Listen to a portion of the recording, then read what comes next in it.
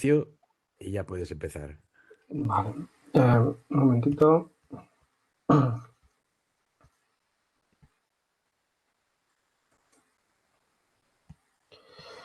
Bueno, buenas noches. Yo soy Juan Navarro, trabajo en el YER Maestrías.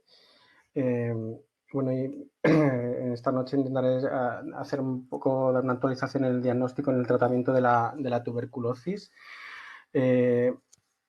Este es un poco el esquema que vamos a seguir un poco en la sección, hablando de novedades en el diagnóstico, en el tratamiento y algunos aspectos sobre el follow-up. Pues antes de nada, porque una sesión de TBC. La TBC es una... La hacemos... Me planteé hacer la sesión porque además es una enfermedad causada por Mycobacterium tuberculosis, aunque tiene una afectación multisistémica, preferentemente actúa y afecta a nivel pulmonar. Y clásicamente es una enfermedad que la han llevado los neumólogos durante muchos años. Y en los últimos años el grupo de infectología ha ganado cada vez más peso en esta enfermedad, y muchos centros prácticamente son los que lo llevan principalmente, y los neumólogos actúan más ya como cuando hay algún problema en el diagnóstico, complejidades a nivel terapéutico, y la idea no es que quedemos que cada vez nos releguemos más, sino que tengamos un punto en común, ¿no? Como el creado a través de la Red Española de Estudio de Tuberculosis, donde se creó a través de un grupo de neumología pediátrica, un grupo de infectología, donde hay dos referentes claros en TBC a nivel de neumología, que como es Teresa Pascual, que está en nuestra sociedad aquí catalana, y David Gómez Pastrana, que es un referente y amigo, y el cual he aprendido y seguimos compartiendo, y parte de la sesión también está basada en cosas de trabajos de él que hemos tenido previamente. Así que avanzando un poquito más, la tuberculosis sigue siendo una de las principales causas de mortalidad por enfermedades infecciosas. Se encuentra entre las 15 principales causas de muerte en todo el mundo. Hasta 7,5 millones de personas fueron diagnosticadas y notificadas como caso de tuberculosis en 2022. Fijaros la gráfica, donde vemos a partir de 2013 el aumento que ha tenido significativo en el diagnóstico, en la notificación, salvo por el paréntesis desgraciado de la infección de la pandemia por SARS-CoV-2, pero luego se lo está cobrando nuevamente con un aumento del diagnóstico y la notificación, que hace que la curva sea claramente ascendente en el 2022. Pero esto a nivel global y a nivel de nuestro entorno, utilizando el informe anual del Comité Nacional de Epidemiología del año 2023, de finales de 2023, que publica los datos de 2022, hablan que la incidencia aquí en España es de 7,8 casos por cada 100.000 habitantes, y hubo 200 niños notificados el año pasado, un menos del 40% con respecto al inicio de la serie de 2016, de los cuales el 22 eran nacidos fuera de España, y había un 1% de tasas de multiresistencia en estos pacientes pediátricos. Bueno, ¿qué hay de nuevo en el diagnóstico de la tuberculosis? Cuando hablamos en el primer escalón, QuantiFERON, Mantoux, BSG, bueno, clarificaciones. Justo hace un año aproximadamente se publicó este artículo en el European Journal of Pediatrics sobre la utilización en el screening de tuberculosis, de infección de tuberculosis en pacientes que se iban a someter a un procedimiento de inmunosupresión posterior, un screening conjunto con tuberculina y QuantiFERON, ambos al mismo tiempo, que hasta ahora no era la norma habitual. Y en este estudio, en el que incluyeron 270 pacientes, vieron que en esta estrategia de detección dual, utilizando ambas técnicas, identificaron más niños con tuberculosis latente que cualquiera de las pruebas por sí sola, por separado. Aunque hay que destacar que la concordancia entre ambas no fue buena del todo. También esta identificación y este tratamiento de la tuberculosis latente antes del inicio de inmunosupresión pudo evitar casos de incidentes de tuberculosis. Esto es interesante porque ya en la guía de actualización del diagnóstico y tratamiento, que se publicó en junio del año pasado, en base al grupo de trabajo de tuberculosis de la Sociedad Española de Neumo y de Infectología Pediátrica, ya también clarifican en las recomendaciones de uso de tuberculina e IGRAS en niños y adolescentes que en menores de 2 años, probablemente en menores de 5 años y en pacientes inmunodeprimidos, se recomienda la utilización simultánea en paralelo de la prueba de tuberculina e IGRAS, ¿de acuerdo? Que esto hasta ahora no estaba clasificado y era un poco de discusión. En mayores de 5 años no inmunodeprimidos, la utilización recomiendan hacer uno u otro, sobre todo decantándose más hacia el IGRA en caso de antecedentes con vacuna de BCG, como esto ya conocíamos todos, ¿no? Y luego en aquellos que tienen sospecha de enfermedad tuberculosa o tuberculina o IGRA, y en caso de negativo, si la sospecha es alta, hacer la otra para aumentar la sensibilidad del test.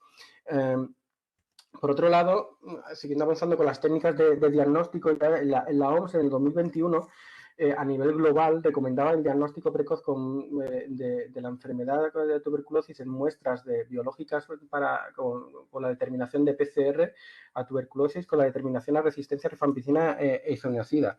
Esto ya en el 2021 a nivel global. Fijaros, es muy importante porque si este estudio es un artículo que publicaron los compañeros de Tortosa y Valle-Brón sobre un brote de pacientes con una tuberculosis multiresistente, y ellos describen muy bien y ponen énfasis en ello, en que desgraciadamente por la no disponibilidad en determinados centros todavía de las muestras de PCR para determinación de tuberculosis y de cepas resistentes, no pudieron o tardaron, se retrasó el diagnóstico entre una media entre 56 a 77 días para el diagnóstico e inicio de un adecuado tratamiento. Pues esto es muy importante y pongo este ejemplo que es muy interesante para que cada uno de nuestros centros, porque los muy grandes y los muy referencias, desde luego que tienen todos los dispositivos, pero no todos los hospitales están en ese punto, y ahí los demás también tienen incidencia, y tenemos que analizar qué podemos hacer en cada uno de nuestros centros y asegurarnos de que se pueda usarlo, porque si no lo usamos en nuestro centro, que teóricamente estamos en zonas de alto desarrollo económico, en zonas de escaso desarrollo, esa recomendación de la OMS no se llegará a cumplir. Y bueno, partiendo de ahí, sabemos que hay que utilizar esta amplificación de ácidos nucleicos, pero sobre todo en general en el ámbito pediátrico, pero también en el mundo, el principal problema para el estudio con esa PCR es tener una buena muestra para poder estudiarlo, ¿no? Sobre todo en niños menores de 5 años que no pueden expectorar y a menudo tragan esputos, y en personas que no tosen o que no tienen tos productiva. Pues las alternativas clásicas al esputo pues requieren material y un personal entrenado, que no siempre se dispone de ello en los distintos centros, no los nuestros, sino a nivel global, a nivel mundial. Estas alternativas van desde el aspirado a jugos gástricos, aspirados nasofaringios o el esputo inducido. Pero hay que buscar otras alternativas de más fácil recolección. ¿Y qué de nuevo al respecto? Por ejemplo, la OMS ya en adultos, como una muestra alternativa, ya recomiendan directamente en las guidelines la determinación en orina en pacientes con VIH con una inmunosupresión avanzada, una determinación del lipoarabinomanano, que es un componente de la pared celular externa de las micobacterias que se desprenden de las células metabólicamente activas o degradadas. Y se elimina por el riñón y se llega a detectar en orina. Y en este grupo de pacientes, que simplemente con una muestra de orina podemos llegar a tener resultados en 25 minutos, ¿no? La importancia en pacientes con VIH, con inmunosupresión, la detección precoz y rápida, el inicio rápido de tratamiento, puede solucionar y evitar complicaciones severas en este grupo de pacientes. ¿Y qué hay al respecto de las muestras en la zona respiratoria? Pues este metaanálisis reciente habla de los distintos patrones de sensibilidad en función de las muestras en distintos lugares. Fijaros, la utilización de un hisopo a nivel laringio ofrece sensibilidad de hasta el 57%, al igual que la sensibilidad es muy alta también en el aspirado nasofaringio. Pero cuando se empiezan a estudiar y a ver los estudios a nivel pediátrico, esta sensibilidad cae al 9%. Es muy interesante este aspecto, porque realmente lo hacemos y la sensibilidad es súper baja. De igual manera, en destacar, por ejemplo, la presencia de los hisopos orales, que la sensibilidad global es del 56%, en adultos es más alta que a nivel pediátrico, pero si miramos los estudios a nivel pediátrico, como podemos ver en esta metaanálisis realizada en el Lancet hace unos meses, se ve que la sensibilidad es mucho más baja cuando se coge el hisopo a nivel de la mucosa bucal, pero si estas muestras se recogen en la propia lengua, la rentabilidad es mucho mayor, la sensibilidad aumenta. Por eso se recomiendan recolectar en la lengua para obtener un poco más de biomasa y junto con la realización luego posterior del Expert NTV con los patrones de resistencias. Y con esto puede ser una opción en determinadas áreas que creo que es interesante que conozcamos que se están haciendo y se están estudiando. De igual manera, el estudio para el diagnóstico de enfermedad pulmonar en heces mediante la PCR. Este estudio desde 2021 ya tenía una N de 447 niños, en los cuales, en aquellos que estaban teniendo en confirmación bacteriológica en el esputo inducido, que eran el 6,5%, se le realizó también el estudio de PCR en heces y tuvo una sensibilidad de cerca del 60% y una especificidad del 88%. Estos estudios se han ido repitiendo y realizando y cada vez más en más ensayos, y en este último metaanálisis, también reciente de finales de 2023, vemos que esta sensibilidad para la tuberculosis con la determinación de PCR en heces está en torno al 68%, con una especificidad incluso aún más alta del 99%, porque te puede llegar a plantear que puede llegar a ser útil en el diagnóstico para niños menores de 5 años, donde las muestras de esputos puedan no ser fáciles de obtener, para intentar evaluar la detección de tuberculosis pulmonar, sobre todo en áreas donde estas muestras tradicionales no se pueden recoger. Y esa sensibilidad aumenta cuando se utilizan esputo y espiral nasofaringeo como muestras de referencia. Muy bien, pasamos a ver qué hay de novedades o aspectos interesantes, novedosos en estudios de imagen en relación a tuberculosis. Y hablamos de ecografía, que ecografía ya sabemos que se ha implantado ya en el día a día nuestro en la actividad pediátrica, tanto en urgencias, en neonatología, en intensivos, también en neumología y por tanto también en el diagnóstico de tuberculosis. En este estudio ya más clásico del Pediatric Pulmonology, la ecografía detectaba anomalías incluso con mayor frecuencia que la radiografía de tórax, y estas anomalías eran más comunes en la tuberculosis pulmonar confirmada. Y con las determinaciones con eco lo que se tiene también es una mayor concordancia interobservador. Esto que apareció en este estudio más reglado en zonas más desarrolladas, también en zonas como por ejemplo en Guinea-Bissau, donde se realizó un estudio de formación a personal de campo nativo. Tras ese periodo de formación, luego se hacía una comparativa entre este personal de campo nativo con revisores expertos, y la concordancia era sumamente alta también, lo cual pues nos hace pensar que en estos países de altos ingresos, por ejemplo puede ser en nuestra área, probablemente la eco no nos va a impactar una mayor precisión diagnóstica, quizás como mucho la reducción de la radiación y los costes durante el seguimiento de los pacientes, pero en estos países de bajos ingresos sí puede llegar a ser importante para el diagnóstico de tuberculosis en su seguimiento, y más que sustituir, quizás complementar en la radiografía de tórax. Pero en algunas zonas puede llegar a ser el único sistema de estudio de imagen y posiblemente el más accesible económicamente. Luego, me parece interesante este detalle de la ecografía.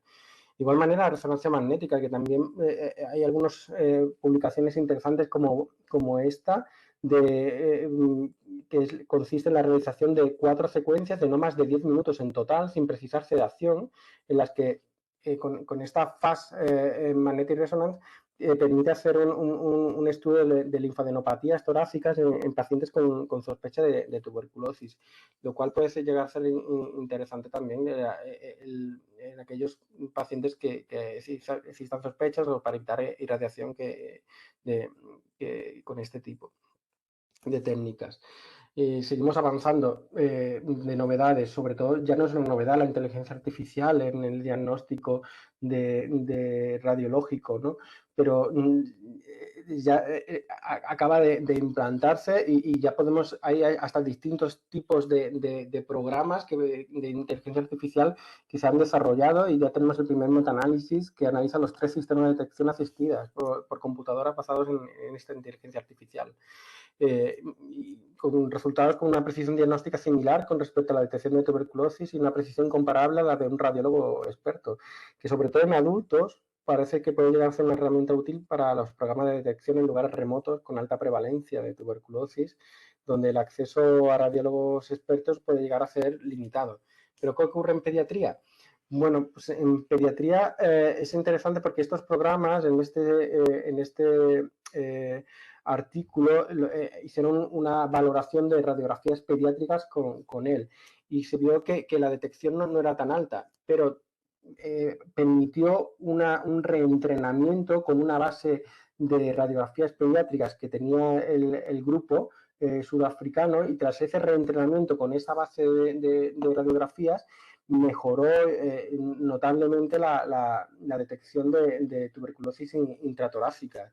Y es interesante porque, fijaros, después de muchos de estos programas están hechos con una base de datos puramente de adultos, pero nos permiten el reentrenamiento. Fijaros las lecciones como en el programa con el perfil de adultos es totalmente detecta, pero no toda la totalidad, y el aumento de las detecciones en función del aprendizaje que puede tener el propio sistema de inteligencia artificial. Así por ello, bueno, pues este artículo pues demostraba que tras este ajuste se puede mejorar el rendimiento de estos programas y que pueden llegar a ser potencialmente una herramienta de diagnóstico adicional útil para la tuberculosis pediátrica. Y bueno, todavía hay que tomarlo con dudas en el ámbito pediátrico, en el adulto está mucho más implantado, pero bueno, perfilando a lo mejor en determinadas áreas puede llegar a tener cierto interés el uso de la inteligencia artificial como herramienta de ayuda para el diagnóstico de tuberculosis pediátrica. Y bueno, avanzamos, entramos en el tratamiento de la tuberculosis y vemos un poquito algunos aspectos. Primero, en la infección tuberculosa latente. Bueno, todos sabemos que los niños y adolescentes diagnosticados de infección tuberculosa deben recibir tratamiento al diagnóstico para evitar el desarrollo de la enfermedad. El riesgo de progresión de infección tuberculosa latente a tuberculosis activa varía según la edad. En menores de un año llega a ser hasta del 43%, y este riesgo va disminuyendo conforme los niños van creciendo. Destacar que los menores de un año, además de este riesgo de 43%, también tienen un mayor riesgo de diseminación extrapulmonar. Bueno, por todo ello es interesante iniciar el tratamiento. La guía que ya habíamos comentado inicialmente de actualización del diagnóstico y tratamiento de la tuberculosis en nuestro entorno pues, recomienda distintas pautas, pero ya claramente pone, aunque todas las describe como una eficacia similar en todos los regímenes, la pauta corta con isoniazida y rifampicina durante 3 meses la destaca sobre las demás por el mejor cumplimiento y la menor toxicidad de esta pauta corta con respecto a las otras, ¿no? Y la pauta más tradicional de isoniazida durante 6-9 meses quedaría para pacientes con mal cumplimiento, inmunodeprimidos o enfermedades crónicas.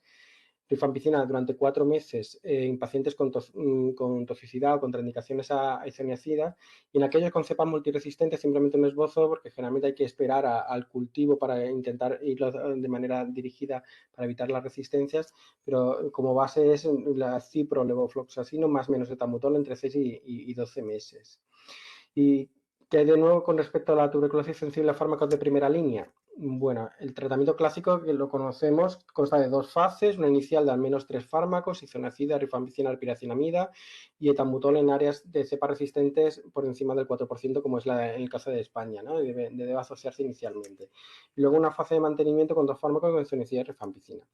Las novedades, pues justo hace 2 años hubo una publicación importante, también auspiciada por la OMS, sobre tratamiento de corta duración en formas no severas de tuberculosis.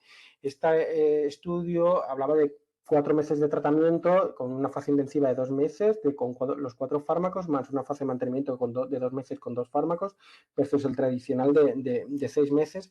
Todo ello en pacientes con enfermedad no grave, es decir, con formas de adenitis periférica o adenitis intrapulmonar, pero sin obstrucción de la vía aérea, enfermedad pulmonar no cavitada o limitada a un lóbulo pulmonar sin patrón miliar, con o sin derrame pleural no complicado. En ese estudio, pues que también iba asociado a pacientes con baciloscopia negativa, el tratamiento de 4 meses demostró no inferior al de 6 meses, en tanto a la finalización del estudio como en las 72 semanas de seguimiento posterior. Esto apoyó mucho a la OMS para hacer una recomendación en su última publicación de 2023. Pero el estudio tiene algunas limitaciones, porque realmente con una lectura más crítica tiene una baja tasa de cultivos y de PCRs positivas, solo el 15% de las muestras de los pacientes que ponen a tratar, y excluyen todos los pacientes con esas baciloscopias positivas en el estudio, porque ellos los consideran que van a ser más graves, pero quizás hay algunos sesgos que no se tomaron del todo como tal. Y luego, pero eso ocurre en ese ámbito geográfico que ocurre en nuestro entorno. Justo en octubre del año pasado también se publicó este artículo donde se describía la prevalencia y las características clínicas de niños con tuberculosis no severas en España, con una cohorte de 780 pacientes, de los cuales 2/3, 477, tenían formas no severas. Y en estas formas no severas, de ellas el 32% tenían confirmación microbiológica y se demostraba que en estas formas no severas tenían una muy buena evolución con prácticamente una tasa muy baja de complicaciones. Basados en estas circunstancias, la recomendación de la OMS y con estas características de pacientes pediátricos, la Asociación Española, bueno, la guía que hemos comentado antes se lanzó a recomendar este régimen corto, ¿no? Pero con unos pacientes muy determinados, ¿no? Siempre que cumpliera que fueran entre 3 meses y 16 años, que siempre con enfermedad no grave, muy delimitada, como he comentado antes, con adenitis periférica, adenitis intrapulmonar sin obstrucción de la vía aérea, enfermedad pulmonar no cavitada, limitada simplemente a un lóbulo pulmonar sin patrón miliar, siempre con baciloscopia negativa y con una cepa sensible, presumiblemente sensible a fármacos de esta primera línea. Y el régimen tradicional los recomendarían para aquellos que no cumplen esos criterios o niños con formas extrapulmonares, salvo la adenitis periférica, que va a tener un régimen corto, y la afectación del sistema nervioso central o la diseminada o miliar o la articular, que tendrán unas características más específicas que no es motivo de esta sesión inicialmente. Y bueno, novedades además con los fármacos, simplemente para conocimiento, porque generalmente los que hemos estado tratando tuberculosis a veces eran como un croquis, ¿no? Las dificultades que había, todo eran comprimidos, solamente había una fórmula de suspensión. La Red Española de Tuberculosis Pediátrica ya hace un par de años publicó un artículo donde comentaba unas recomendaciones para la elaboración y administración de fármacos en formas magistrales en cada uno de los fármacos que se necesitan tomar en pediatría, tanto el isoniazida como de piracinamida, con el tambutol, y ya junto con la suspensión de rifampicina, todo ello para intentar favorecer el cumplimiento terapéutico de los pacientes. Pero bueno, esto es en nuestro entorno. La OMS sabe que ya hace unos años, con esta problemática, también desarrolló el uso en la creación de fármacos, de combinaciones de fármacos a dosis fijas, de una manera un poco más aceptable para la tolerancia en los pacientes pediátricos. Y ya está disponible estas nuevas combinaciones de dosis fijas de rifampicina, isoniazida y piracinamida, que son dosis fijas en función de rangos de peso, que permiten su dilución en pequeña cantidad de agua y que saben un poco mejor y permiten una mejor complementación. Y esto ya lo estamos viendo. Los últimos estudios, aquellos que ya iniciaron el tratamiento con este tipo de fármacos, la adherencia al tratamiento es notablemente mayor y la evolución clínica también de estos pacientes también se está notando. Entonces es interesante. Esta combinación a dosis fijas no está disponible en nuestro entorno, solamente está más disponible y dirigida a través de la OMS en determinadas áreas.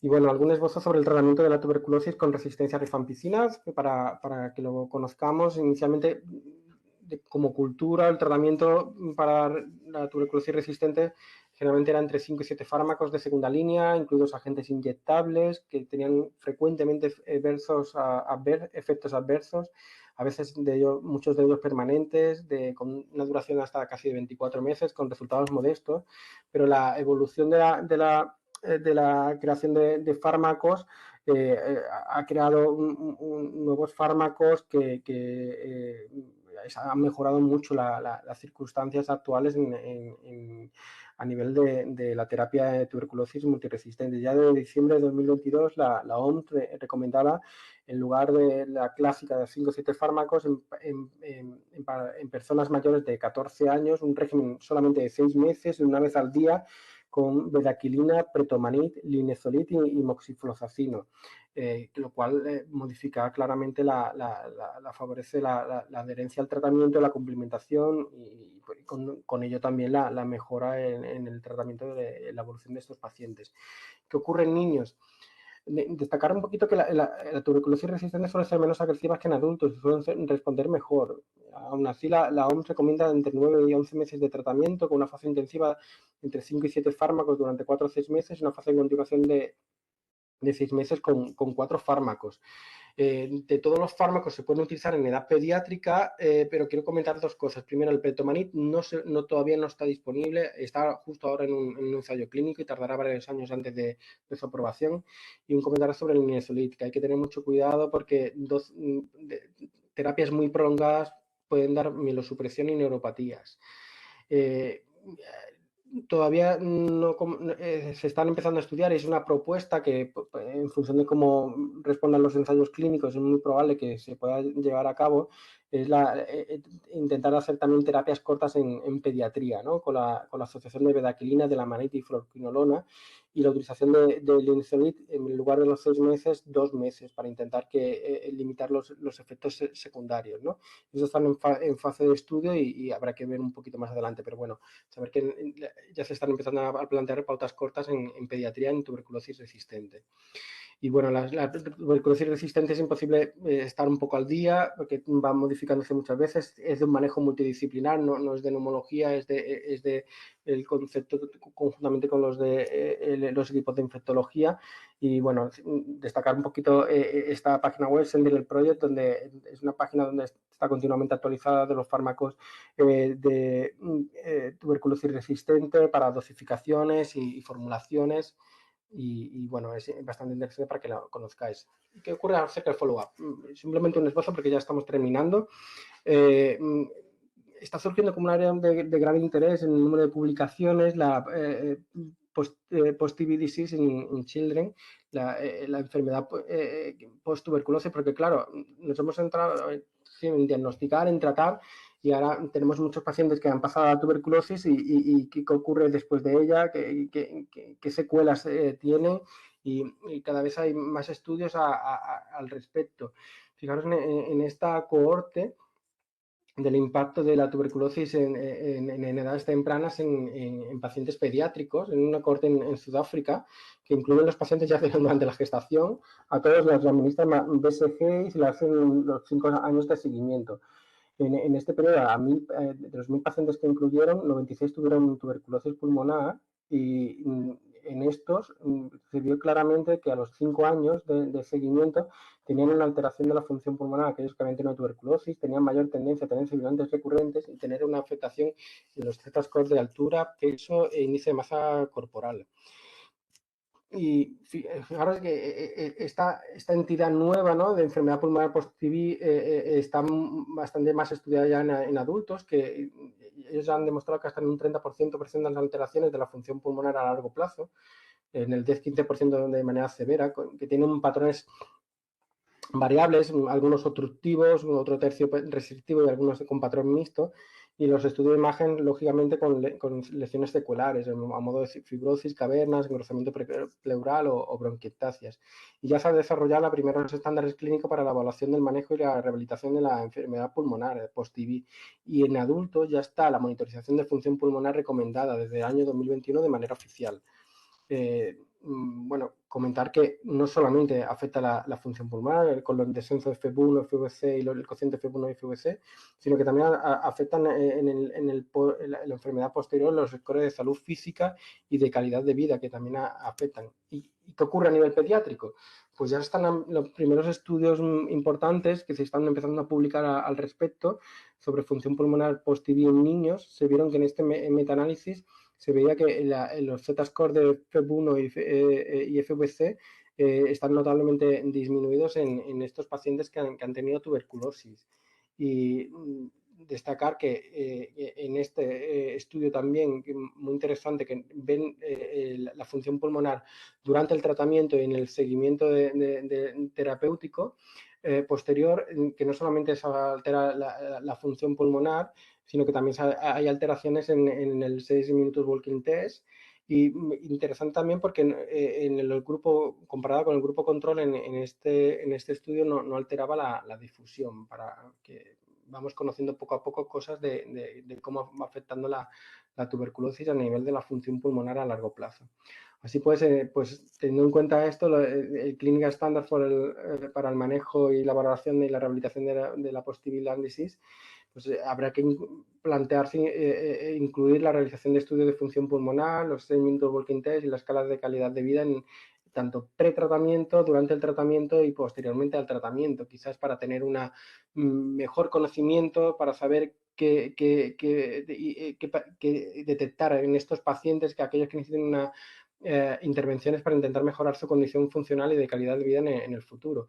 Y valorar, estudiar los distintos fenotipos, porque algunas tuberculosis tienen mayor afectación de la función pulmonar y otros no, que será interesante verlo un poco a medio y largo plazo. Y bueno, incluir sobre todo aquellas tuberculosis pulmonares confirmadas microbiológicamente, ¿no? Que son aquellas que tienen mayor riesgo de alteración de la función pulmonar.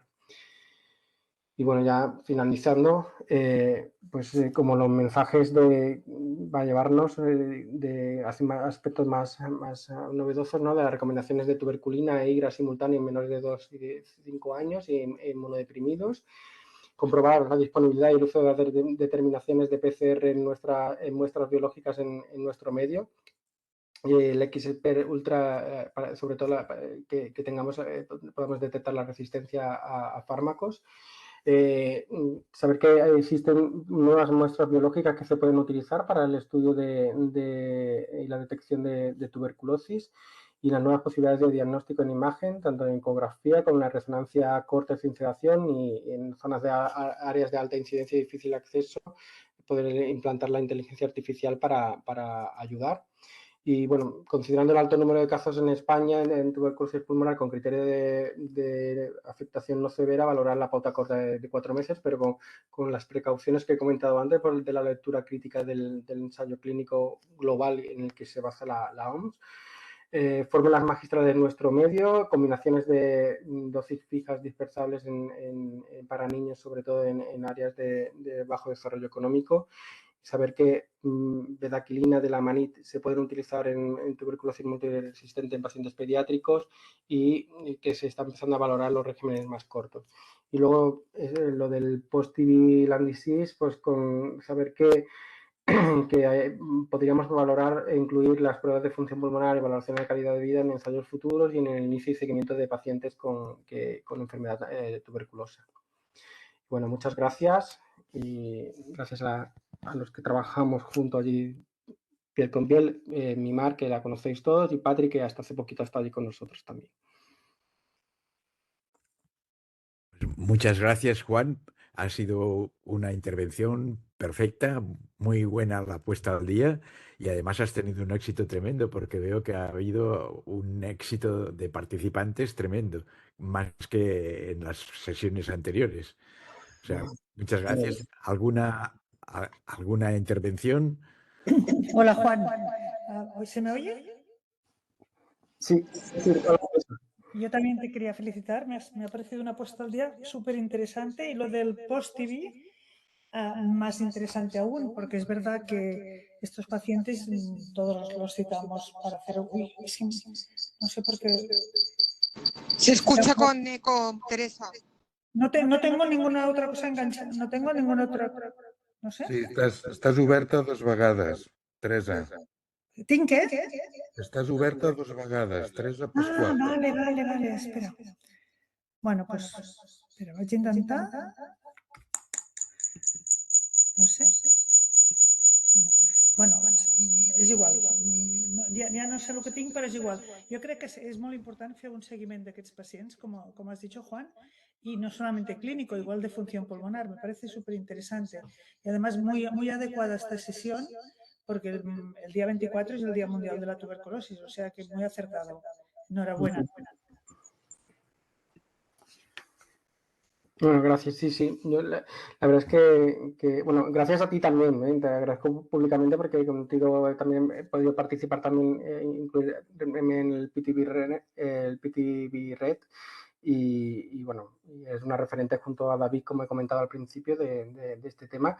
Y sí, el tema de la post-TB Land Disease es bastante interesante, ¿no? Y justo en el meeting que hubo internacional recientemente aquí en Barcelona, lo trataron y me pareció bastante interesante y a partir de ahí lo empezaba a buscar información al respecto. Yo creo que es algo que como comentaba justo al principio, ¿no?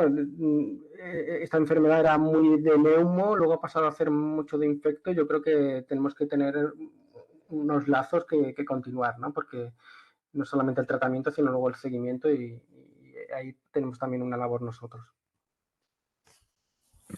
Yo quería Bueno, decir, yo- Juan, que enhorabuena. Y no te preocupes que mientras los infectólogos no sean capaces de hacer broncoscopias, aún tendremos a mano las tuberculosis. Sí, sí. Como has Yo visto, quería, no he hablado del granuloma bronquial, que ahí, porque ya no es tan novedoso. yo te quería preguntar si podría tener que ver algo de las secuelas a nivel funcional, pulmonar, relación con componente de ese tipo, endobronquial o no, que no sé si está mirado eso. Cuando comentabas lo de las secuelas y diferentes fenotipos, no sé si está mirado mayor componente parenquimatoso o mayor componente de vía aérea con obstrucción que pudiera condicionar mayor lesión pues eso, de vía aérea con reducción de la función pulmonar y de la capacidad funcional de ejercicio. Sí, sí, yo creo que lo que comentas es muy interesante y yo creo que es muy desconocido y no lo sabemos todavía porque, como comentaba justo al inicio de lo del post-TB, yo creo que antes no nos preocupábamos por diagnosticarlos, por tratarlos, por salvarlos y claro, ahora que tenemos tantos pacientes, no solamente aquí en nuestra área, sino también en áreas más endémicas, eh, que han salido, yo creo que tenemos que conocerlos, ¿no? Y que probablemente si podamos hacer estudios más prospectivos en esto, podamos tener catalogados también a lo mejor con los estudios de imágenes o TAC de baja irradiación y demás, y poder hacer alguna comparativa entre cómo empiezan, cómo terminan a nivel de imagen y cómo evoluciona la función pulmonar y poder establecer una correlación. Pero sí, es interesante ese aspecto y no está estudiado esa parte, o al menos no publicado como tal. Yo creo que es importante, sobre todo, y puede ser importante si hay un retraso diagnóstico, que puede ser el que condicione una patología más severa, o sea, inicialmente no, pero que puede dejar más secuelas, ¿no? Es una cosa a tener en cuenta siempre en la tuberculosis, en mi opinión, ¿eh? Pero no sé. Sí, yo también te quería felicitar, Juan, porque has hecho una revisión súper interesante. Yo creo que está empezando a cambiar un poco la tuberculosis. Hemos pasado unos años un poco de oscuridad, diría yo, en la misma, en que clasificábamos los pacientes de forma binaria y hoy ya no toca probablemente clasificar a las tuberculosis en infección latente y enfermedad activa. Creo que es un continuo, que es un espectro de afectación pulmonar cuando tienes una tuberculosis y que probablemente la falta de biomarcadores para poder valorar los diferentes estadios y poder adecuar esos estadios a diferentes estrategias de tratamiento han hecho que incluso los pacientes bien tratados, que después hay muchos que pues por la adherencia, por estos tratamientos tan largos no han sido bien tratados, pero incluso los bien tratados, ese concepto de que la tuberculosis se cura lo tenemos que ir cambiando porque la tuberculosis la frenas, pero deja muchas secuelas. Y probablemente esas secuelas las podemos minimizar, como bien decía Teresa, con un diagnóstico precoz, pero también en ser más finos a la hora de catalogar a los pacientes, no de forma binaria, y de tener tratamientos probablemente más cortos y menos intensos en según qué pacientes al principio, pero a lo mejor en unas zonas intermedias que están aún un poco oscuras, poder adecuar tratamientos probablemente más intensos. enhorabuena y yo pienso que los nuevos test diagnósticos y la inteligencia artificial y el diagnóstico por la imagen puede ser de ayuda, igual que la inmunología propia de la tuberculosis, que se está avanzando mucho en su conocimiento. Gracias. Sí, sí. Porque no quería extenderlo muchísimo, pero también hay artículos más interesantes, lo que tú hablas, de no establecer de manera binaria, sino que de hacer un continuum, y hablan de 7 estadios de tuberculosis. Lo que pasa es que se iba a extender ya demasiado y tampoco entraba dentro de la novedad, pero sí es una tendencia que se va a probablemente a extender en los próximos años. Sobre todo para ensayos clínicos y para elaborar situaciones clínicas de las que se parten.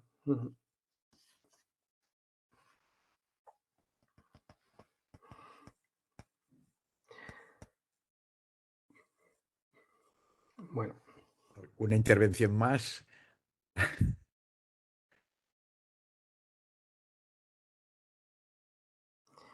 Pues, si no hay nadie más, Pues muchas gracias. daremos por acabado y muchísimas gracias. Además, muy interesante. Bueno, muchas gracias. Buenas noches. Buenas noches a todos. Buenas noches a todos.